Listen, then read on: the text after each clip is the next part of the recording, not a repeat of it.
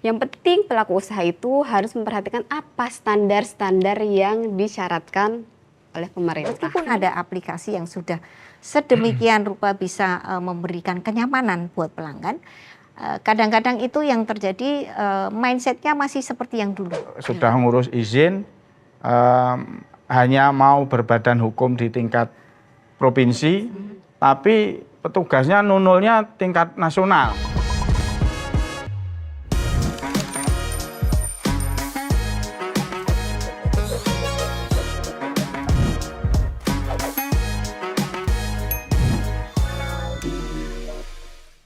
Halo pemirsa, apa kabar? Bahagia rasanya saya Artika Amelia dapat kembali hadir menjumpai Anda di podcast Jogja Invest, persembahan dari Dinas Penanaman Modal dan Pelayanan Terpadu Satu Pintu Daerah Istimewa Yogyakarta.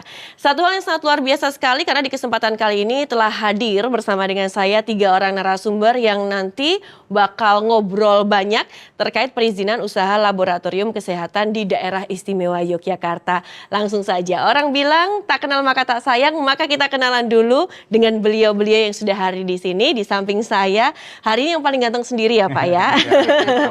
Baik, ada anggota Komisi B DPRD Daerah Istimewa Yogyakarta, Bapak Muajrudin Akbar SOSI. Pak Ajrudin, kabar baik Pak? Alhamdulillah baik, Assalamualaikum Mbak Tika. Oke, sehat ya Pak? Sehat. Matur nuwun ya Pak, di tengah-tengah kesibukannya kesana sini akhirnya bisa mampir di podcast Ya, Jogja Invest ya. Ini nggak mampir ini. Enggak mampir Pak, memang dikhususkan. Memang khusus, ya.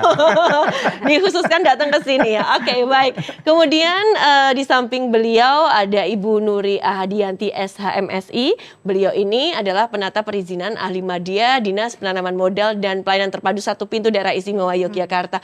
Bu Nuri, kabar baik juga Ibu? Alhamdulillah baik. Oke, sehat ya Bu. Ketemu Mbak Rika. Iya benar Bu, selalu bersinar nih Ibu, sepertinya happy terus ya. Insya Allah. Insya Allah. Baik, dan tentunya kali ini juga ada Kepala Cabang Laboratorium Medis dan Klinik Utama Pramita. Ini juga sudah tidak asing lagi di Yogyakarta, ada di mana-mana ini kayaknya cabangnya. Ada Ibu Yohana Dewi Ratih STRKes. Terima kasih juga Ibu Yohana sudah hadir di sini. Ya, terima kasih juga Mbak Tika. Selamat sore semuanya. Oke. Terima kasih ya, di sini saya bersama dengan orang-orang hebat juga di sini. Baik, sehat ya Bu ya? Sehat, alhamdulillah Mbak Tika. Baik, kita nanti ngobrol bersama dengan Pak Ajrudin, kemudian juga bersama dengan Bu Nuri dan juga Bu Yohana terkait perizinan usaha laboratorium kesehatan di Daerah Istimewa Yogyakarta. Karena nih pemirsa, kalau kita berbicara mengenai kesehatan, ini khususnya untuk fasilitas kesehatan dan juga di masa sekarang ini yang namanya kebutuhan masyarakat terkait pelayanan kesehatan itu semakin meningkat. Karena ya mau dikata bahwa kesehatan ini merupakan salah satu kebutuhan hidup yang sangat penting untuk menunjang aktivitas kita. Kalau kita mau ngapa-ngapain kalau sehat pasti lebih leluasa, lebih enak dan juga tanpa ada hambatan seperti itu. Nah, tapi kalau kita berbicara mengenai perizinan, tentu saja ini terkait perizinan tentunya mudah atau tidak mudah atau bagaimana. Nanti kita akan ngobrol di sini dan juga implementasinya seperti apa, kemudian hambatannya bagaimana, ataupun juga cara yang bisa dilakukan seperti apa. Nah, langsung saja. Kalau begitu, saya yang pertama ke Bu Nuri dulu deh kayaknya ya. Ya. Bu Nuri, ini terkait kondisi pengurusan izin usaha laboratorium kesehatan, khususnya di Daerah Istimewa Yogyakarta sendiri, sampai dengan saat ini seperti apa nih Bu? Baik, terima kasih. Selamat sore Pak Ajrudin, Mbak Tika dan Mbak Yohana. Mbak Tika, saya sangat setuju ya kalau kemudian masalah kesehatan ini memang menjadi sesuatu hal yang menjadi pokok ya, pokok bagi kita semua. Jadi apa gunanya kita punya banyak harta? Ya. Yang penting sehat jasmani dan rohani. Apalagi sehat dompetnya kan gitu ya. Pengennya semuanya ya Bu ya. Semuanya sehat. Nah, terkait dengan kondisi perizinan di sektor kesehatan, terutama kami sampaikan secara umum bahwa sampai dengan tahun 2023 kemarin itu ada sebanyak 50 izin di sektor kesehatan yang sudah kami terbitkan, tentunya melalui sistem OSS RBA. Kemudian pada tahun 2024 itu agak turun, baru sekitar 30, tetapi ini perhitungan sampai dengan Juni kemarin. Jadi masih akan meningkat lagi mudah-mudahan. Nah, terkait dengan hal tersebut, tentunya pertama-tama kami sampaikan bahwa perizinan berusaha ini memang sebagian besar termasuk di dalamnya sektor kesehatan ini sejak tahun 2021 itu kita sudah menganut di dalam sistem OSS RBA.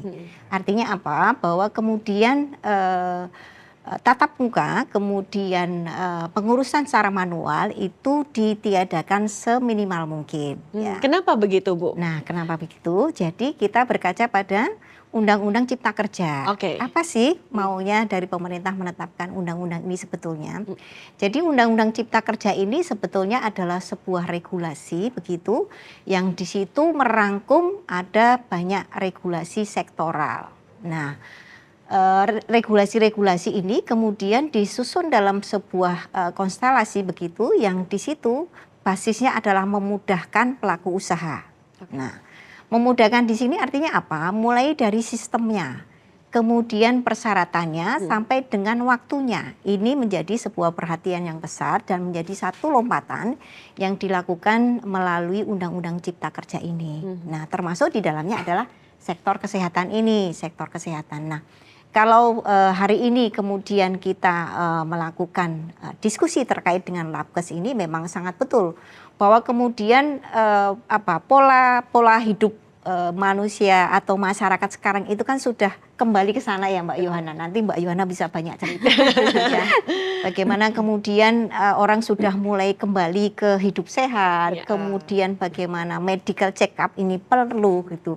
Maka kemudian sangat penting kalau hari ini kita berdiskusi terkait dengan laboratorium kesehatan gitu ya. Terkait dengan hal itu, maka di dalam sistem OSS itu sendiri untuk perizinan laboratorium kesehatan ini masuk di dalam salah satu KPLI-nya di KPLI 86903 ya kalau nggak salah. Nah itu merupakan KPLI atau jenis usaha yang dilakukan oleh pemerintah maupun swasta. Jadi tidak hanya Bu Yohana dan teman-teman swasta, tetapi kalau kemudian ada layanan kesehatan pemerintah yang di situ masuk dalam salah satu KPLI dalam hal ini 86903, maka tetap harus ngurus perizinan, Mbak. Jadi bukan antar teman begitu seperti itu, Pak. Walaupun misalnya tetap kenal dekat, tetap harus ada perizinan yang harus diurus betul, ya. Betul. Oke. Nah, pertanyaan selanjutnya, kenapa demikian?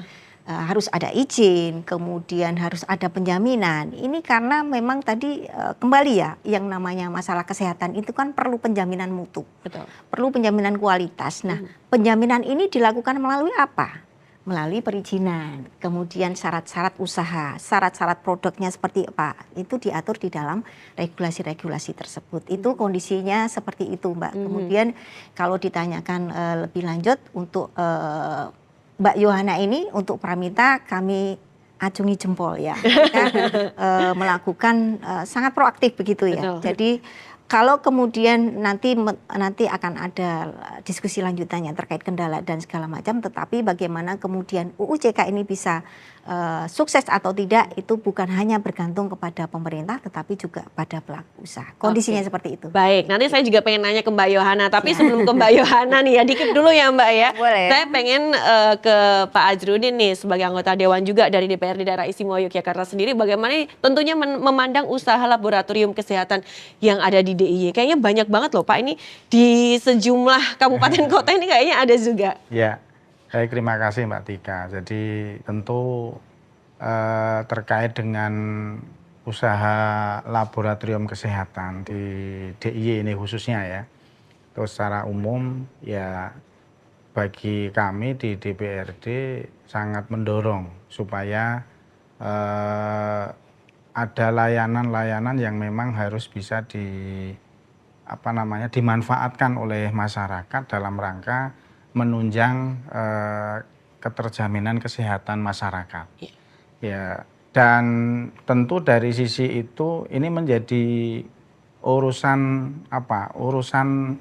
pokok ya, urusan wajib pemerintah yang sebenarnya memang harus diberikan terkait dengan bab urusan kesehatan itu. Jadi urusan kesehatan ini kan masuk dalam urusan wajib ya, yang harus diberikan oleh pemerintah. Nah, urusan wajib ini kan bisa disediakan oleh pemerintah, bisa disediakan oleh swasta kan begitu. Nah, termasuk dalam hal ini laboratorium kesehatan yang ada di DIY tentu juga ada yang dari pemerintah, ada juga yang dari pihak swasta. DIY sendiri juga punya sebenarnya ya di laboratorium kesehatan juga Ya. juga ada di BLUD UPT, ya, ya. UPT atau BLUD ya. UPT. Sebagai WPT juga ada. Sehingga tentu secara prinsip peran pemerintah ada didukung oleh teman-teman yang bergerak di bidang swasta seperti Mbak Yohana ini. Itu dari sisi pemenuhan ya hak-hak masyarakat ya. Dari sisi yang lain tentu dari sekian puluh laboratorium kesehatan yang ada di DIY itu akan menyedot tenaga kerja juga, ya kan? Nah, Iya. kan? Dari sisi itu tentu bagi teman-teman yang swasta berarti membantu ya, pemerintah juga dalam penyerapan tenaga kerja ya, sehingga tentu ini juga kita dorong supaya justru iklim usaha laboratorium kesehatan ini kalau bisa tumbuh berkembang dengan baik di DIY tentu akan menyerap tenaga kerja khususnya mungkin ya warga DIY walaupun tidak menutup kemungkinan warga di luar DIY ya. Jadi dari sisi itu tentu akan meningkatkan kesejahteraan warga masyarakat. Nah, karena mendapatkan tempat untuk bekerja di laboratorium kesehatan.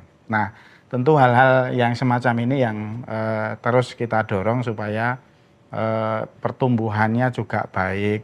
Tentu walaupun namanya laboratorium kesehatan dalam rangka untuk kadang ada yang memang karena sakitnya, tapi kadang ada yang dalam rangka untuk protektif ya kan, ya.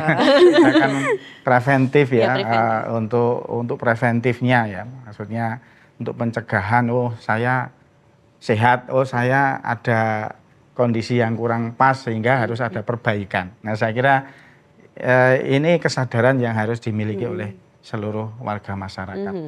Oke, baik, terima kasih Pak Azrudin. Saya ke Bu Yohana nih, Bu Yohana. Sebelum nanti terkait bagaimana iklim usaha laboratorium kesehatan daerah istimewa Yogyakarta terkait kesehatan yang tadi dikatakan oleh Bu Nuri katanya penting, masyarakat juga saat ini juga mereka udah aware sekali dengan kesehatan, kemudian ada yang ngecek ke laboratorium. Mungkin pandangan secara general dari Ibu sendiri seperti apa, Bu? Baik Mbak Atika, memang secara general sekarang kan memang ya kehidupan zaman sekarang ya Mbak Atika ya. Zaman now ya. Zamannya itu sudah berbeda sekali dengan zaman dahulu. Memang sekarang masyarakat tuh lebih aware dengan kesehatannya, apalagi setelah dengan kejadian kemarin pandemi COVID. Pandemi COVID, benar. Dengan pandemi COVID yang 2 tahun itu memang benar-benar yang luar biasa. Dengan adanya pandemi itu ya untuk laboratorium kesehatan saya swasta sendiri diuntungkan karena sekarang orang lebih aware dengan kesehatan. Dia tidak harus menunggu sakit, tapi dia harus udah datang ke lab untuk kontrol secara rutin. Seperti itu Mbak Tika. Karena dengan kondisi ya sekarang makanan, pola hidup dan lain sebagainya itu memang sudah merubah semuanya ya. Makanya kenapa dengan kondisi dengan laboratorium kesehatan ini memang sangat-sangat menguntungkan buat ini. Jadi untuk mendorong memang harus sadar, menyadari bahwa kesehatan sangat penting gitu Mbak Tika. Oke, tapi kalau dilihat juga warga masyarakat ini khususnya di DIY kita melihatnya mereka ini sudah sadarkah betul-betul sadar dengan sendirinya atau memang harus tetap ada satu dorongan seperti itu, Bu? Memang kalau untuk sadar dengan sendirinya masih kurang lebih belum 100% ya Mbak Tika ya. Jadi memang benar-benar kadang datang itu memang dalam kondisi dengan kondisi sakit. Nah, tapi memang sekarang sudah banyak yang memang mungkin medical check up dengan permintaan dia sendiri karena memang saya pengen tahu sih kesehatan saya seperti apa. Nah, itu juga ada.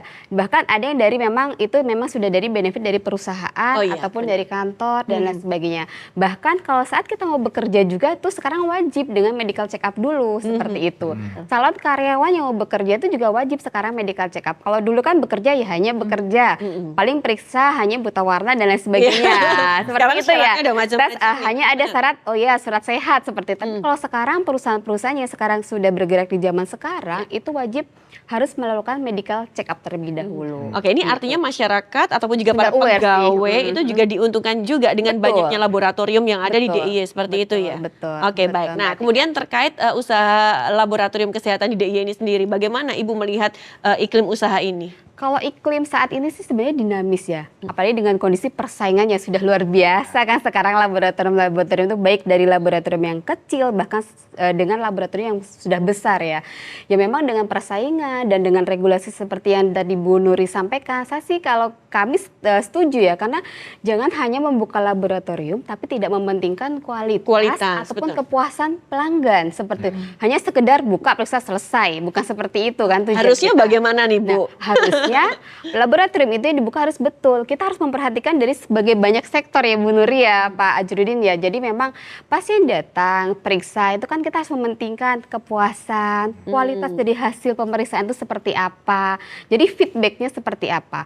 Bahkan sampel pun juga kita harus mementingkan, loh limbah-limbah yang dihasilkan itu nanti kemana. Sampai sebegitunya ya Bu ya? Sampai sebegitunya. Jadi memang tidak hanya serta-merta periksa buang di aliran yang sembarangan. Jadi memang harus itulah. Makanya kenapa regulasi itu harus ketat.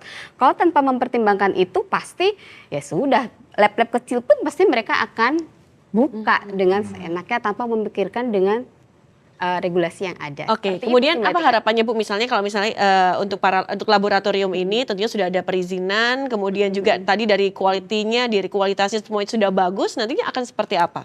Ya kalau memang kita memperhatikan semua itu pasti outputnya pun akan baik ya. Oke. Jadi yang penting pelaku usaha itu harus memperhatikan apa standar-standar yang disyaratkan oleh pemerintah. Sebenarnya simple. Kalau kita mengikuti standar itu, insya Allah semua juga akan selesai, izinnya juga lancar. Seperti itu, Mbak Nah Tika. nanti nih proses perizinannya seperti apa Iya. kayak gitu ya, apa juga yang mungkin dari yang diuntungkan juga seperti itu. Nah sekarang ke Bu Nuri, Bu kalau dari inisiatif program inovasi dukungan pemerintah baru-baru ini nih Bu untuk sektor usaha laboratorium kesehatan di Yogyakarta sendiri seperti apa Bu? Oke, baik, terima kasih. Sebelum sampai ke situ ya, saya pengen menguatkan apa yang kalau boleh saya bilang testimoni ya dari Betul. Mbak Ina.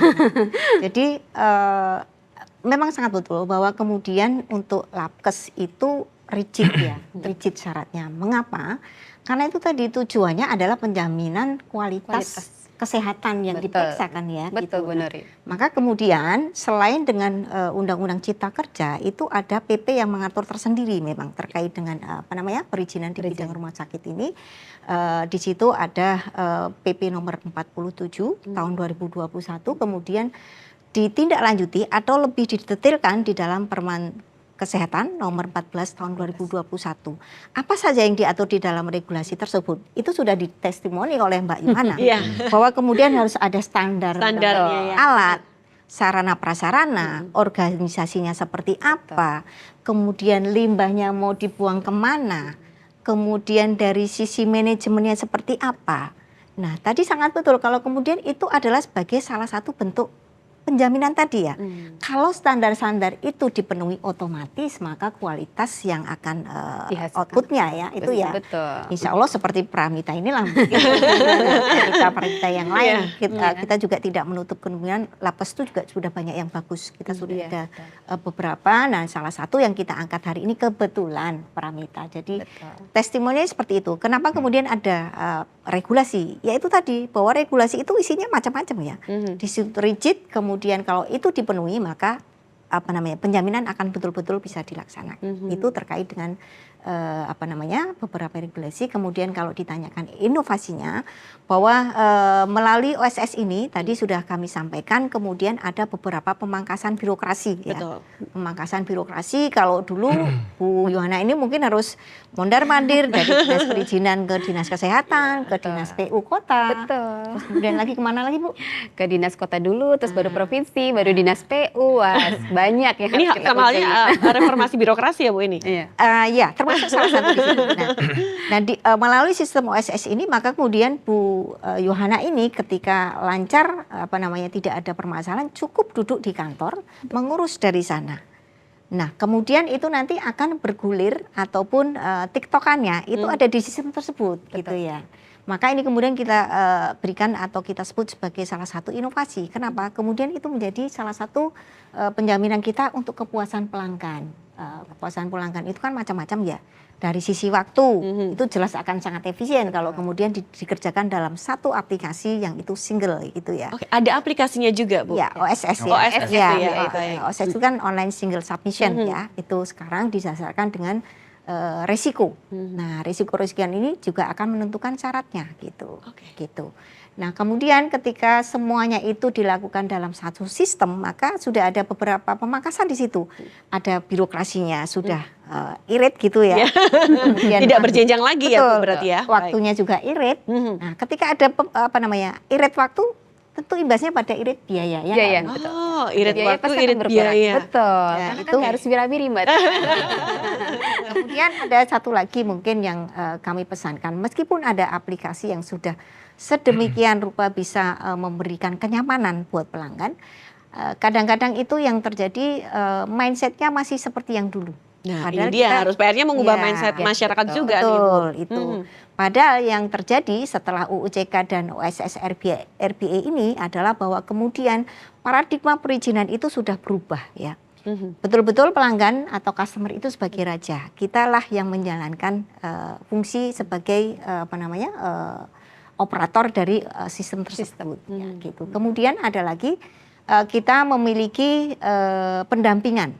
Jadi di counter kami, Bu Yohana, kalau ada kesulitan itu kita dampingi secara langsung. Kemudian selain tidak langsung ke kantor kami punya WhatsApp call center juga, Pak Jurdin. Jadi nanti bisa dimanfaatkan dari kantor, dari manapun, karena itu mobile ya, mobile, dan itu menjadi salah satu pelayanan kami. Jadi kalau misalnya Mbak Tika sempet ya main ke tempat kami, ketika tidak ada pengunjung di situ, jangan dikira itu kita main game, enggak Mbak. Kita melayani dua. Ketika pelanggan tidak hadir secara offline, maka kita melayani secara online. Oke. Jadi Jadi kelihatan sibuk seperti ini bukan ngegame ya Bu. kan. Jadi mohon maaf Ya, ya, oke. ini sudah berubah. Iya, gitu. benar. Gitu. Dan itu dinilai oleh masyarakat melalui apa? Melalui indeks kepuasan masyarakat. Nah ini mungkin segmen berikutnya ya. Baik. Berikutnya. Jadi seperti itu. Gitu. Oke, baik. Tapi sampai dengan saat ini masih ada tidak sih misalnya nih Bu untuk laboratorium yang ternyata mohon maaf nih belum berizin seperti itu. Masih ada atau tidak? Ya, kalau belum berizin itu pasti ada ya. Cuman kemudian kan kita melakukan sounding begitu. Baik. Dalam arti bahwa kemudian yang namanya pelayanan kesehatan tadi kami sampaikan itu adalah suatu hal yang perlu penjaminan. Melalui apa? Perizinan. Maka kemudian kami selalu menyampaikan bahwa perizinan itu tidak susah, tidak rumit ya Bu Yohana. Nanti Bu Yohana nih yang kasih tahu. Tidak rumit, hanya itu tadi perlu proaktif. Kemudian kalau orang Jawa itu ngaruh ke begitu ya. Gitu. Ya seperti itu mungkin. Oke, mungkin juga dari nonton podcast ini untuk para pemilik laboratorium yang mungkin juga belum berizin, akhirnya langsung oh iya ya ternyata benar ini banyak sekali yang bisa didapatkan manfaatnya seperti itu. Nah, Pak Ajrudin, ini kalau peran DPRD DIY sendiri bagaimana tentunya misalnya mendorong para pelaku usaha sektor kesehatan terutama bagi pelaku usaha laboratorium kesehatan nih Pak, agar dapat memberikan pelayanan yang baik, kemudian yang berkualitas juga dan tentunya terjamin Pak. Ya, baik, terima kasih Mbak. Jadi memang proses perizinan sekarang ini melalui OSS RBA ini kan ya bisa dikatakan masih masa transisi gitulah ya, antara edukasi kepada masyarakat, kesadaran untuk melakukan perizinan dari usaha-usaha yang dijalankan dengan teman-teman yang ada di dinas perizinan ya, tentu semuanya kan harus mengubah pola yang pelayanan yang dulu sudah berjalan, karena memang masa transisi ini semua butuh pemahaman ya, butuh edukasi untuk supaya bagaimana bisa melaksanakan kegiatan perizinan itu dengan semaksimal mungkin, termasuk dengan teman-teman yang berada di sektor kesehatan. Dalam hal ini adalah di laboratorium kesehatan. Tentu ini harus betul-betul perfect begitu ya. Karena ini urusan nyawa. Nyawa, ya. iya benar ya. Benar ya. Nyawa. Kalau nggak valid jadi berabe nanti kan. Karena dari hasil uji lab itu nanti akan menjadi bagian penting dari dokter untuk mendiagnosis ya, mendiagnosis ini sakit apa dan sebagainya. Kalau uji labnya juga tidak valid ya tentu akan menjadi urusannya bisa berbeda nanti kan gitu. Betul. Penanganannya juga berbeda dari tenaga medis yang melaksanakan. Sehingga kami tentu sangat mendorong, berharap bahwa apa yang tadi sudah cukup banyak disampaikan Mbak Yohana dan Bu Nuri, saya kira terhadap quality controlnya ya di lab tersebut, termasuk dalam hal ini adalah bagaimana memberikan layanan yang maksimal ya, service excellent ya, kepada para customernya. Ini menjadi satu hal yang sangat penting. Dan fungsi pengawasan di kami ya tentu terhadap pelaksanaan peraturan-peraturan yang ada. Kan mungkin ada masa berlakunya izin ya, perlu perpanjangan juga nggak sih Bu? 5 tahunan ya, 5 tahunan kalau tidak salah di PP itu ada 5 tahunan aturannya kan, itu bagaimana terlaksana atau belum ya, atau dulu hanya mengurus izin pertama kali berdiri, setelah itu nggak pernah ngurus. Nah ini kan juga menjadi bagian penting dari memang kami di DPRD punya tugas pengawasan terhadap pelaksanaan perizinan terhadap apapun ya, tidak hanya di laboratorium kesehatan ini, tapi laboratorium kesehatan ini menjadi sebuah hal yang sangat urgent ya, karena sekali lagi tadi berurusan dengan nyawa kan, manusia. Harusnya kalau masyarakat yang cerdas juga harus bisa memilih kan, maksudnya ke laboratorium yang pasti-pasti aja, jangan yang abal-abal yang sudah berizin. Oh iya, harusnya jelas gitu dong, itu harus begitu. Maka edukasi kepada masyarakat kan juga penting ya, tidak hanya terhadap pelaku usaha, tapi juga kepada seluruh warga masyarakat, itu menjadi satu hal yang penting. Nah maka ini menjadi bagian edukasi kepada masyarakat melalui podcast kan gitu ya, melalui podcast. Dan ya salah satu peran Dewan itu ya menganggarkan, ya. Anggarannya udah ada dong, Pak, anggaran untuk dinas perizinan melakukan podcast ini kan, kalau nggak disetujui oleh Dewan ya nggak akan ada kan, ya itu salah satu perannya juga begitu kan. Sehingga ya insya Allah ketika ini berkaitan dengan edukasi kepada masyarakat untuk menambah informasi ya, pemahaman mereka terutama terhadap kesehatan, ya tentu kami akan mendukung kan begitu. Tentu juga harus dibarengi dengan teman-teman yang ada di dinas perizinan ya, juga terus meningkatkan kualitas pelayanannya. Ibaratnya sekarang bahasanya ya satset kan gitu. Ini kan harus, jangan sampai sudah ada yang masuk upload ya, tapi nggak ditanggap-tanggapi kan itu. Ini atau nanggapinya nanti bisa tidak tepat. Ini juga penting Bu ya, karena saya pernah dapat laporan kasus juga, tapi ini di sektor yang lain ya, di sektor koperasi ya, sudah ngurus izin, hanya mau berbadan hukum di tingkat provinsi, tapi petugasnya nunulnya tingkat nasional. Nah, jadi udah nggak benar dong Pak. artinya ini jadi cukup merepotkan juga kan itu ya. Ini penting ya. Artinya dari sisi semuanya, edukasi masyarakat tentang kesadaran mengurus izin juga harus ditingkatkan. Dari yang melayani perizinan juga harus profesional kan begitu. Sepakat Pak. Ya. Oke. Sebelum ke Bu Yohana, saya daripada lupa ke Bu Nuri dulu ya. Bu Nuri, kalau untuk perizinan itu sendiri kan pasti juga ada standar-standar yang harus dipenuhi seperti itu. Nah, andai kan misalnya standar itu tidak dipenuhi dalam misal 3 tahun seperti itu, apakah nanti perizinannya bisa dicabut atau harus bagaimana nih Bu? Kalau pemenuhan standar itu kan ada jangka waktunya Mbak. Jadi sebelum izin terbit itu ada yang namanya syarat, ada yang namanya kewajiban. Kalau syarat itu dipenuhi sebelum izin terbit. Betul. Kalau kewajiban itu adalah pemenuhan komitmen. Betul. Pemenuhan komitmen. Nah, kalau yang syarat tentu itu harus dipenuhi sebelum di awal ya. Ya, di awal. Keluar ya Bu Nuri ya.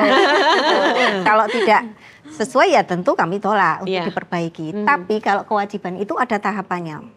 Kalau tidak salah itu rata-rata adalah 3 tahun ya. Betul. 3 tahun itu harus dipenuhi kewajibannya. Nah, nanti Pak Azrudin, di sini nanti akan yang berperan adalah teman-teman dari pengawasan. Jadi ketika melakukan pengawasan, checklistnya itu sudah jelas. Di dalam Permenkes 14 2021 itu ada checklistnya sebetulnya. Mana yang belum terpenuhi itulah yang menjadi catatan untuk pelaku usaha. Dan kalau itu tidak dipenuhi maka ada tahapan sanksi administrasinya seperti itu gitu. Mulai dari teguran lisan, kemudian tertulis sampai dengan penghentian sementara dan akhirnya adalah paling berat itu adalah pencabutan. Nah, tapi UCK ini kan masih baik hati ya Pak ya. Jadi hanya selama ini teguran? Pembinaan. Lebih pada Sorry, pembinaan. Dan kebetulan orang Jogja ini kan manut-manut ya. Iya. Baik-baik orang Jogja teman-teman. Jadi ketika pembinaan itu sudah dilakukan maka kemudian sudah bisa lanjut seperti yang seperti dipersyaratkan. Saya nyambung Pak Azrudin boleh ya? Monggo silakan. Kaitannya dengan apa namanya kapasitas dari atau profesionalitas dari SDM itu sangat betul Pak. Jadi ini akan sangat menentukan kualitas dari produk yang kami hasilkan. Nah ini memang kemudian akan tergantung dari penguatan SDM dari masing-masing instansinya gitu ya. Kami tentu tidak akan bisa bekerja sendiri ya Pak ya. Yang namanya proses perizinan itu memang in out-nya ada di DPMTSP. Tetapi jangan lupa bahwa di situ ada verifikatornya. Siapa verifikatornya? Verifikator itu adalah dinas terkait. Kalau Pramita maka mitra kami adalah dinas kesehatan. Kemudian sebelum itu tentu ada PBG dan SLF. Itu ada di kabupaten. Jadi memang kewenangannya ada di beberapa apa namanya lintas sektor gitu ya Mbak Yohana. Jadi memang penguatan dari SDM ini sangat perlu. Kemudian edukasi kami juga sangat setuju Pak. Nah, maka kemudian saya lupa tadi menyampaikan terima kasih ya. Acara ini memang merupakan salah satu bentuk support ya Pak ya. Support dari Dewan bagaimana kemudian edukasi dari masyarakat ini memang sangat penting. Dan itu tidak bisa dilaksanakan kami hanya duduk diam di kantor ya Pak ya. Ini kita mulai melalui media sosial, melalui podcast. Tapi kami pada tahun-tahun yang lalu ya Pak Azrudin kalau masih ingat kami lakukan sosialisasi langsung kepada masyarakat. Oh langsung terjun ke lapangan begitu ya? Sampai ke desa-desa. Gitu. Tapi mengundang masyarakat. Iya, mengundang masyarakat. Jadi sangat sepakat kalau kemudian edukasi, kemudian penguatan SDM itu sangat penting. Oke, baik terima kasih Bu Nuri. Nah nih ke Bu Yohana nih. Terkait perizinan sendiri sampai dengan saat ini mungkin proses-prosesnya seperti apa dan juga apa yang Ibu rasakan nih terkait perizinan yang ada di Yogyakarta? Mudah, susah, atau sangat terbantu? Kemudian bagaimana? Kalau saya pribadi dengan dari bidang usaha saya atau dari perusahaan saya sebenarnya mudah. Dengan sekarang itu sangat-sangat mudah asal kita memenuhi standar-standar yang tadi disampaikan oleh Bu Nur itu sebenarnya mudah. Bahkan saya jujur ya, pengalaman sendiri saya kan perpanjangan yang di Jalan Ciditiro. Itu saya pengajuan hanya kurang dari 2 bulan izin saya langsung keluar. Itu perpanjangan ya? Perpanjangan izin. Karena kan memang kalau sebelumnya izin itu memang kan tahapannya banyak ya. Harus PBG dulu, SLF dulu, baru nanti izin yang usahanya. Memang sih sebenarnya nggak lama. Yang penting kita sesuai dengan standar. Itu semuanya selesai. Apalagi dengan kondisi sekarang kita nggak harus wira-wiri ke sana ke sini. Tinggal syaratnya apa sih? Oh ya kita upload. Nah, hanya upload aja ya. Upload setelah selesai upload kan mereka nanti berbicara tuh di sistem.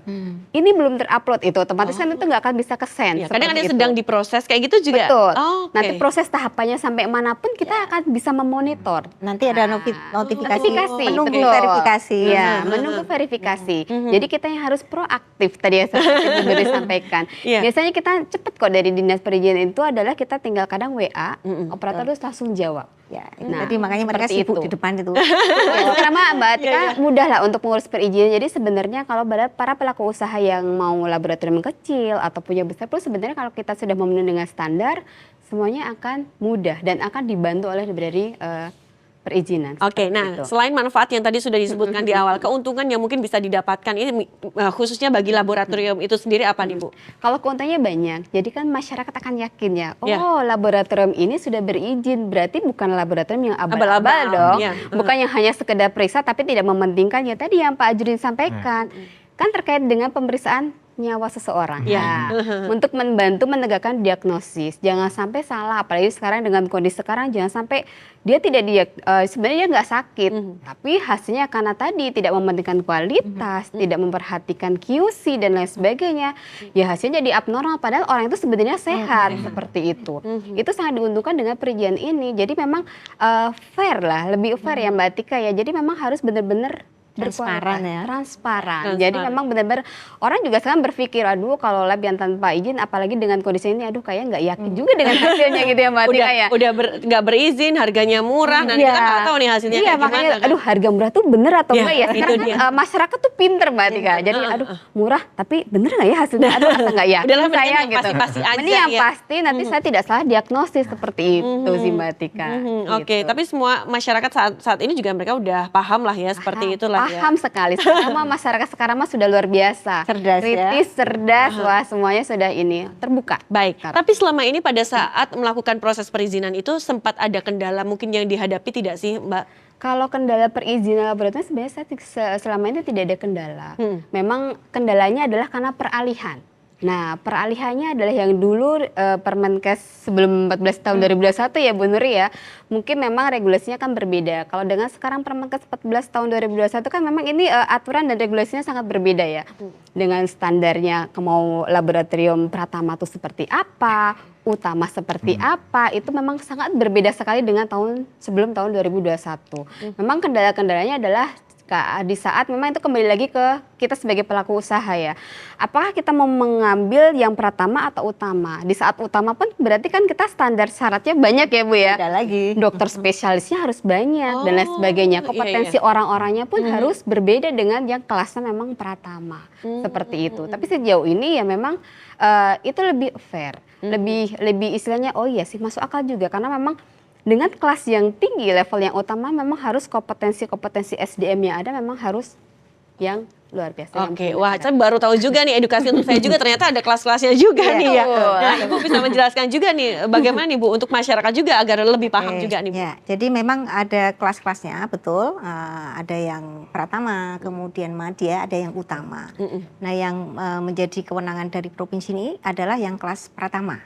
Nah, kelas Pratama tadi disampaikan bahwa kelas ini akan menentukan syarat kemudian juga kewajibannya ya Mbak Yohana. Nah, syarat dan kewajiban ini juga bergantung dari KPLI-nya. Nah, beda lagi ya Beda lagi KPLI-nya. Mana yang dipilih kemudian kalau tingkat resiko semua tinggi. Untuk lab ke sini masuk di tinggi. Semuanya tinggi. Ya, kita masuk di tinggi karena tadi menyangkut nyawa ya Pak. Ya. Ya. Nah, mungkin yang banyak ditanyakan oleh masyarakat ini sebetulnya menentukan resiko tinggi, menengah tinggi, rendah itu seperti apa? Iya. Ya, jadi sesuai dengan PP 5 tahun 2021 bahwa resiko itu ditentukan ada K2L namanya. K2L itu adalah keselamatan, keamanan, kemudian lingkungan. Masih ada lagi yang namanya penjaminan ketersediaan sumber daya alam. Masih ada satu lagi yang namanya syarat lain. Nah, syarat lain ini ditentukan oleh Kementerian Teknis. Nah, ini berdasarkan scoring dari K2L, itu skornya berapa, kemudian dari SDA-nya berapa, maka akan menghasilkan risiko. Oke, jadi artinya akan dihitung secara kuantitatif Betul, gitu Bu? kualitatif. Oh, Dan itu yang menghitung dari kementeriannya, sektoral. Kalau baik. dari kesehatan, maka yang menghitung orang Kemenkes, bukan saya Mbak. Gitu. Oke, Gitu. iya. Dari Kemenkes, dan itu ditetapkan di dalam PP 5-nya, di dalam PP 5 lampiran satunya. Kemudian juga tadi disampaikan kelas-kelas ini seperti apa pembagiannya. Jadi kalau untuk yang menjadi kewenangan kami tentu itu akan dilayani teman-teman di DPMTS PDI. Tetapi tidak menutup kemungkinan Pak. Kami itu banyak mendapat tamu ya, dan tentu yang namanya tamu itu kan raja, nggak boleh tolak. Iya.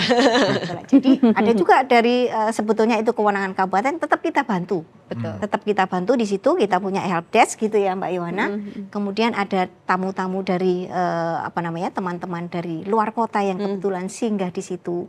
Karena mungkin merasa nyaman ya ketika kita layani, ya tetap kita layani, tidak boleh kita tolak. Nah, ini kemudahan dalam membantu itu seperti apa saja selain itu Bu? Oke, jadi selain kita menyediakan help desk di situ, kemudian kita punya WhatsApp call center tadi. Oke, call center Ya, masih ada. kalau kita bayangkan seperti layanan Telkomsel misalnya, atau PLN misalnya, itu kita ada nomor antrian ya, yang di situ kemudian orang bisa memantau sampai di mana sih saya tadi ngadu gitu. Jadi bisa dipantau. Jadi sambil rebahan, lihat-lihat handphone kita udah tahu ya. Oh iya, harusnya semakin mudah. Ya, semakin mudah. Nah, nanti nomor-nomor penting ini akan kita sampaikan di akhir sesi, nanti bisa disimak oleh penonton sekalian. Kemudian kami juga menyediakan pengaduan tentu ya Pak. Jurgen, yang paling penting dari sektor pelayanan publik tentu harus ada pengaduan. Nah, ini nanti akan kita tindak lanjuti baik itu secara offline maupun online, itu seperti itu. Nah, selama ini aduannya ini apa saja Bu yang mungkin sudah masuk nih misalnya sebagai contoh?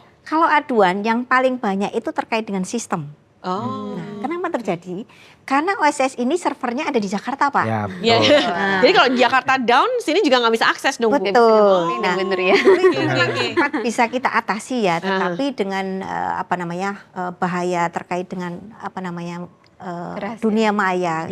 Itu kemudian ada beberapa hal yang kemudian dibatasi oleh pemerintah pusat. Jadi ketika ada hal-hal yang memang itu menjadi kewenangan pusat, kita nggak bisa masuk di situ, Mbak. Nah, itu yang menjadi kendala di sistem. Kalau terkait dengan regulasi itu sudah kita komunikasikan dengan beberapa kementerian koordinator ya. Ada Kemenko Perekonomian, kemudian Kemenko Invest, itu kita komunikasikan sehingga hal-hal yang bisa secara cepat kita komunikasikan dengan operator ya itu bisa. Tapi kalau itu levelnya kebijakan maka akan kita naikkan ke kementeriannya yang terkait seperti itu. Oke, nah ini ngomong-ngomong tentang kebijakan nih ke Pak Ajrudin nih, kebijakan yang dibuat dalam pelayanan perizinan laboratorium nih sampai dengan saat ini seperti apa Pak?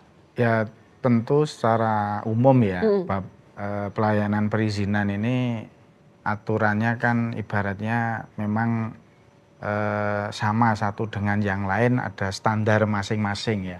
Ibaratnya mungkin sesuai KBLI-nya juga berbeda kan begitu. Sehingga aturan-aturan kebijakan itu memang sudah terpusat gitu ya. Walaupun memang ini ya ada masukan sih. Ya jadi saya sendiri mengenal OSS ini kan sejak 2018 ya. Waktu itu awal-awal sosialisasi saya juga versi sebelumnya versi sebelumnya itu ya. Sejak awal saya pernah menyampaikan juga ke kementerian yang menangani waktu itu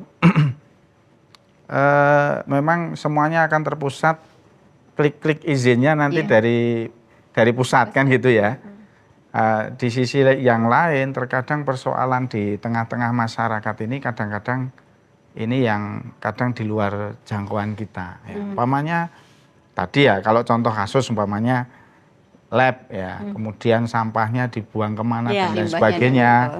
Ini kan kalau yang Nyon Sewu yang abal-abal kan mesti dia akan geleme ya, gitu ya, nggak punya SOP yang jelas kan, nggak punya SOP yang jelas sehingga mengganggu kesehatan masyarakat, dampak sampahnya juga akan sangat berbahaya kan begitu. Nah ini ketika sebenarnya sudah ngurus klik ya izinnya tentang itu udah diizinkan semua, ada semua gitu ya. Tapi ternyata dalam pelaksanaannya tidak sesuai itu. Ini juga cukup merepotkan dalam konteks kemudian penanganan. Apa? Masyarakat kira-kira demonya ke Jakarta atau ke kabupaten atau ke provinsi kan itu. Demonya mesti ke Pak Bupati atau tapi sebenarnya Pak salah alamat. Padahal yang izinkan dari pusat kan itu. Ini hal-hal yang kita kritisi sejak dulu ya. Artinya ini harus ada solusinya hal-hal yang semacam ini. Dan istilahnya pemberian izin itu memang boleh, kita sepakat bahwa proses perizinan itu harus dipermudah. Tapi di sisi lain ada keterjaminan dalam hal-hal resiko yang semacam itu harus betul-betul pemerintah juga peduli dengan hal itu ya. Jangan sampai kemudian hanya karena tujuannya untuk mempermudah perizinan tapi tidak terjamin dalam hal pelayanan yang lain yang ada resiko terhadap masyarakat secara luas. Nah, maka sekali lagi bahwa ini menjadi bagian acara yang saya kira cukup penting dan kami sangat memberikan dukungan kepada teman-teman dinas perizinan ya ketika ada agenda-agenda bab perizinan ini memang insya Allah kita upayakan dari sisi anggaran kita dukung kan begitu supaya semakin tersosialisasi di tengah-tengah masyarakat termasuk melalui media online seperti podcast ini ataupun yang langsung kepada warga masyarakat. Oke, tapi kalau Bapak melihat nih terkait kualitas pelayanan perizinan, ini sudah baik, cukup baik, atau sangat baik, atau bagaimana Pak? Ya, dengan adanya berbagai layanan tadi ya, ada yang pakai layanan WA call center dengan pelayanan yang terus bisa dirasakan oleh para pelaku usaha ya. Saya yakin apa yang dilakukan oleh teman-teman di Dinas DIY ini sudah cukup baik ya, sudah baik, dan tentu kita berharap para pelaku usaha, karena ini tadi sudah ada chemistry ya. Enggak, ini sudah ada langsung ya dari yang dirasakan oleh Mbak Yohana, usernya juga menyampaikan kita sudah enjoy, sudah enak, bisa dilayani dengan lebih cepat dan lain sebagainya. Artinya mungkin ini cross checknya saya nggak perlu turun ke masyarakat langsung nanya-nanya satu ya Pak Ajrudin ya. Udah diwakili ya Pak. Tapi sudah diwakili oleh beliau. Ya mungkin memang bisa jadi ya besok kita juga bagus ya kalau mau langsung ketemu dengan masyarakat menanyakan tentang bab perizinan dan lain sebagainya. Saya kira ini juga menjadi masukan bagi kami dari sisi pelaksanaan fungsi pengawasan. Ya.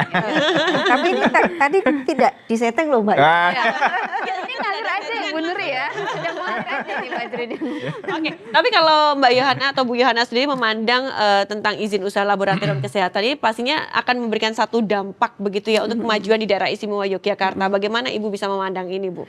Kalau untuk dampak sih sebenarnya banyak ya, banyak banget dampak positifnya untuk masyarakat ya. Jadi selain untuk memberikan kredibilitas masyarakat, kepercayaan dan masyarakat, itu juga yang tadi Pak Ajrudin sampaikan juga membuka usaha, lowongan pekerjaan ya Pak ya, penyerapan SDM itu memang dampaknya sangat luar biasa Mbak Tika. Memang positif sih saya melihat di sini untuk dampak-dampak untuk pelayanan kesehatan seperti itu Mbak Tika. Oke, kalau kita lihat juga karyawan-karyawan semuanya kebanyakan dari DIY atau luar DIY atau bagaimana? DIY. Daerah istimewa Yogyakarta. Daerah istimewa Yogyakarta semua. Tidak ada, jarang di luar DIY tuh, justru kalau dari kami nggak ada. Jadi semua dari DIY, ada yang dari Bantul, Sleman, Kulon Progo pun ada. Iya. Jauh loh Pak dari Kelapa. Ini kalau ada yang buka laboratorium lagi udah izin, nah ini lumayan nih untuk warga masyarakat sedang cari kerja gitu kan. Baik. Kesempatan kerja juga. Karena kan di lab itu bukan hanya tenaga kesehatan, justru tenaga umum pun kita juga melakukan penyerapan tentang SDM tersebut. Oke, misalnya apa saja nih Bu? Ada teknis kan, ada bagian, kan kita juga ada bagian keuangan, pasti kan butuhnya akunting. Oke, baik. Di bagian depan yang cantik-cantik frontliner, ada juga ya. Itu kan bukan hanya kesehatan ya. Jadi itu ada bagian yang memang bagian umum, mungkin dari dia komunikasi, jurusan komunikasi dan lain sebagainya. Satpam juga ada loh Bu. Iya, ramah-ramah juga ada. Ya, gitu. Salah ya. Itu juga bukan orang kesehatan kan. Benar. Jadi penyerapan SDM-nya juga kita sebenarnya itu dampak positifnya di situ. Oke, berbagai kemudahan dalam proses perizinan ini, tapi kita pengen tahu juga nih Bu Nuri terkait proses pengajuan perizinan apa saja yang harus dipersiapkan. Terus klik-klik aplikasinya itu bagaimana? Kalau misalnya kita cuma orang Jawa bilang awangan kan mesti nggak ngerti nih. Mungkin Bu Nuri bisa menyampaikan Bu. Baik, terima kasih. Mungkin dari syaratnya ya, untuk terutama kita kan hari ini bahas Labkes ya. Persyaratan ini hanya ada 3 sebetulnya, yaitu terkait dengan administrasi, kemudian organisasi, kemudian sarana prasarana. Hanya 3 itu ya. Syarat ini ada syarat umum, kemudian ada syarat khusus ya Mbak Yohana ya. Kemudian Sarpras tadi terkait dengan alat-alatnya, kemudian ruangannya, infrastruktur, ya seperti itu. Kemudian kalau dari organisasi tentu dari struktur organisasi. Oke, tapi mohon maaf Bu, kalau untuk bangunan sendiri ini juga harus sesuai dengan standar Bu. Harus ada pengecekan juga ya. Iya. Maka kemudian tadi saya menyampaikan harus ada ke PBG dan SLF. Iya, baik. PBG dan SLF ini nanti akan dicek dari kelayakan bangunannya, apakah memang sesuai untuk pelayanan Labkes atau tidak. Itu dari PBG dan SLF ini. Kalau untuk dari dinas PU biasanya. Dari PU kota sesuai. Kalau PBG dan SLF kan itu di kabupaten dan kota gitu. Jadi memang betul-betul tadi Mbak Yohana mengatakan izin ini adalah salah satu bentuk legalitas. Betul. Yang itu tidak hanya berimbas untuk pelaku usahanya, tetapi juga untuk masyarakatnya gitu. Apakah rela kalau kemudian dengan membayar sejumlah uang yang sama, ya. Betul. Tetapi belum berizin, maka kemudian tidak terpenuhi standar. Apakah seperti itu yang diinginkan? Tentu tidak ya. Tentu mereka akan memilih secara cerdas ini yang berizin, maka itu sudah memenuhi standar yang ditentukan oleh pemerintah seperti itu. Oke, baik begitu ya, Bu Iya, Yohana betul. ya. Betul sekali yang disampaikan sama Bu Nuri. Prosesnya yang pasti nggak ribet, Gak ribet. biayanya juga tidak mahal. Tidak ada biaya. Tidak ada biaya loh. Oke, baik. Ini perlu dicatat nih pemirsa ya, tidak ada biaya. Tidak, Jadi itu gimana, tidak ada gimana Bu? biaya. Ini gimana? Jadi nih? begini, sebetulnya semua pelayanan perizinan yang dilayani melalui OSS itu tidak ada biayanya, Pak. Oke. Yang ditarik itu adalah retribusi. Ya. Itu pun kalau di DIY itu hanya di sektor perikanan dan transportasi, hanya itu. Yang lain tidak ada retribusi, artinya itu free semuanya dari OSS. Nah, kalau ada yang menarik itu berarti adalah Oknum. Ini kan artinya Ya. udah gratis seperti itu kan, dan mesti laboratoriumnya juga akan lebih terjamin juga ya. Jadi monggo lah ini ya. Memang untuk biaya pelaku hanya usaha. keluar untuk ya kelengkapan Kelengkapan memenuhi standar aja. ya Bu Nuri ya, gitu Oke, aja. Jadi tapi baik. kalau untuk ke dinas perizinan kita Tidak ada biaya ya. Oke, baik, luar biasa sekali nih. Nah, Pak Ajrudin, kita pengen tahu juga nih peranan Dewan ke depan dalam hal turut mendorong peningkatan usaha lab kesehatan di daerah istimewa Yogyakarta ini bagaimana, Pak? Ya, kalau kaitannya dengan bagaimana mendorong peningkatan usaha Labkes, sebenarnya saya juga justru ingin bertanya dulu Bu Yohana, mungkin ada nggak hitung-hitungan gitu ya antara perbandingan jumlah penduduk dengan Labkes yang seharusnya ada nggak kira-kira dari WHO atau dari malah pusat gitu, ada nggak? Kalau untuk perhitungannya sih sebenarnya nggak ada Pak. Nggak ada ya? Nggak ada. Artinya Jadi misalkan dengan jumlah penduduk segini, oh berarti lab yang boleh didirikan sejumlah Ya, segini ya. gitu. Nggak ada ya? Pak, nggak ada Pak. Oh. Jadi bebas ya untuk Jadi pendirian bebas ya? laboratorium Ya. itu ya. Ya, artinya kan ini juga bagian penting bagi kita semuanya ya, bahwa di DIY ini ada Labkesnya ada berapa kan gitu. Mungkin puluhan ya, Bu ya. Sudah banyak Ya, ya? sudah Ya, banyak. banyak. Bu. Kalau saya dapat info itu 22 dan saya tanya terkait perizinan semuanya 100% berizin ya gitu. Waduh. Ya ini alhamdulillah ya. Iya. Tentu kami sangat mendorong terhadap peningkatan usaha laboratorium kesehatan ini dari sisi pertumbuhan ya, tadi ya nanti akan menyerap tenaga kerja dan lain sebagainya. Itu juga akan meningkatkan perekonomian, tapi dari sisi lain dorongan kami terhadap teman-teman yang pengusaha laboratorium kesehatan intinya harus betul-betul melayani dengan sebaik-baiknya, jangan main-main ya, ini dengan persoalan nyawa kan Ya, itu, oke. sehingga terhadap berbagai hal persyaratan-persyaratan yang sudah diatur ini silahkan dipenuhi semuanya, sehingga justru dengan kesesuaian antara perizinan yang diajukan ya dengan real pelaksanaan teman-teman di Labkes ini nanti akan menjadikan usaha laboratorium kesehatannya akan dinilai oleh masyarakat. Oh ini yang paling bagus, paling perfect kan begitu. Karena kadang-kadang saya sendiri juga setiap tahun mesti MCU ya, setiap tahun itu. Kadang-kadang di waktu-waktu tertentu dalam setiap bulannya juga ngecek ya gitu ya. Kadang juga pengen bandingke antara ini dalam kondisi yang sama ya kan. Saya tak ngecek ke sini, kemudian ngecek ke sini. Validnya yang mana kan. Nah, mungkin sebenarnya kalau mau valid tidak hanya 2 ya, tapi 3 tempat atau berapa, karena bisa untuk perbandingan. Kalau 2 kan belum tentu yang satu salah, yang satu benar, yang benar yang mana. Kalau kemudian dalam kondisi yang sama dicekkan, nah, itu saya kira menjadi sebuah hal yang sangat penting. Atau bisa jadi ini justru menjadi ide kontes itu ya. Kontes satu objek, satu pasien, kemudian diperiksa semuanya gitu kan. Dalam waktu yang sama oleh masing-masing lab itu, terus mana lab yang berdekatan sama kan. Nek sama persis kan mungkin Enggak ya, bisa Untuk jadi metode yang digunakan juga. Iya, Ya. metodenya ya. Oke.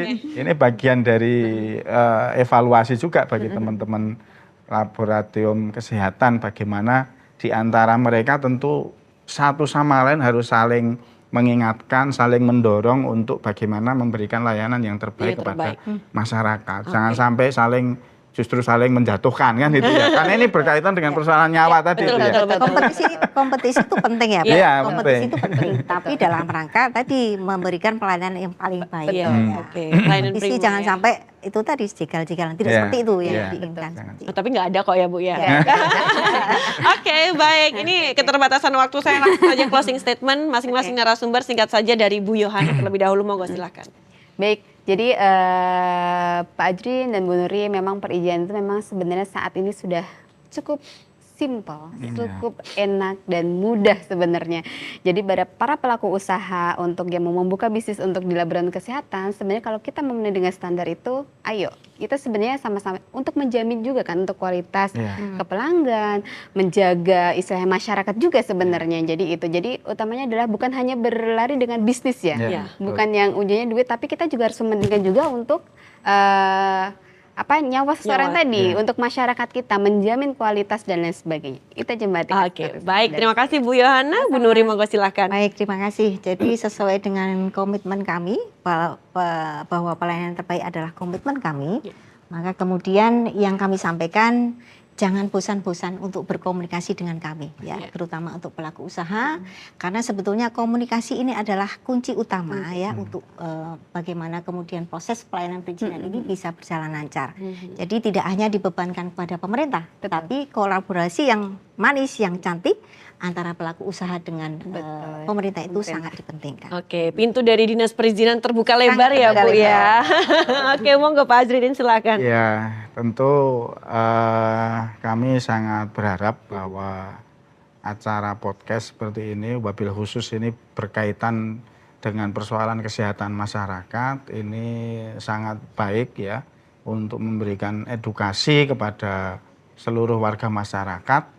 Tentu juga teman-teman pelaku usaha laboratorium kesehatan, sehingga dengan begitu nantinya pelayanan kesehatan di usaha laborat ini akan bisa semakin baik, semakin memberikan kepercayaan kepada masyarakat, dan tentu juga masyarakat akan menilai kepada teman-teman pengusaha laboratorium kesehatan, sehingga dengan demikian akan ada satu kompetisi yang terbaik nanti di tengah-tengah masyarakat. Dan tentu kami juga berharap pada dinas untuk bagaimana terus memberikan layanan yang terbaik, memudahkan kepada para pelaku usaha, walaupun juga harus cermat di dalam menilai ya pengajuan perizinan tersebut sehingga tidak merugikan warga masyarakat. Oke, baik. Terima kasih para narasumber, Pak Ajrudin, Bu Nuri, dan juga Bu Yohana. Jadi kalau misalnya pemirsa lagi ngurus perizinan agak-agak susah, ruwet, langsung ke Bu Nuri aja kali ya. Nanti juga dia Nanti akan dibantu ya Bu ya, seperti itu, karena mudah dan juga gratis. Seperti itu. Baik pemirsa, tidak terasa hampir 1 jam kita ngobrol di sini. Semoga juga bisa membuka pemahaman dan juga mindset Anda. Dan kita nantinya akan berjumpa lagi di episode selanjutnya. Tapi kita juga mengucapkan terima kasih sekali untuk Dinas Penanaman Modal dan Pelayanan Terpadu Satu Pintu Daerah Istimewa Yogyakarta. Dan juga terima kasih yang sudah mendukung acara kita hari ini, Pusat Desain Industri Nasional Yogyakarta dan juga Lovis. Akhirnya saya Artika Amelia harus pamit undur diri. Kita akan berjumpa kembali di podcast Jogja Invest selanjutnya. Sampai jumpa.